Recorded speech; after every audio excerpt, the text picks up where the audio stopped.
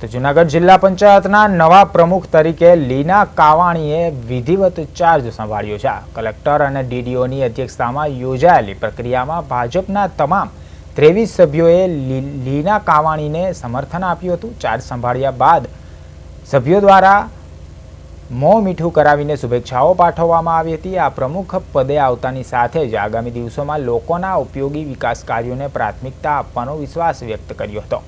સાથે જ તમામ વિકાસના કાર્યોને સમય મર્યાદામાં પૂર્ણ થાય તે માટે અગ્રિમતા આપવામાં આવશે તેવું પણ જણાવ્યું હતું। અંતમાં તેમણે તમામ સભ્યો અને જનતાનો આભાર વ્યક્ત કર્યો હતો।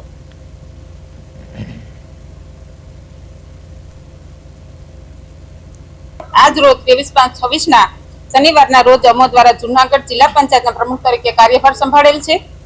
અમોની જિલ્લા પંચાયત દ્વારા જિલ્લાના તમામ તાલુકાના ગ્રામ વિસ્તારના વિકાસ કામો વધારેમાં વધારે પ્રમાણમાં તેમજ સમય મર્યાદા અને સારી રીતે થાય તે માટે સમગ્ર જિલ્લા પંચાયતના સૌ સભ્યો પ્રતિબદ્ધ છીએ। જિલ્લાના સૌ નાગરિકોની સુખાકારી સામે પાયાની સુવિધાઓ માટે વિકાસના કામો સત્વર ઉપલબ્ધ કરવામાં આવ્યા છે। આવા અગ્રતા આપશું।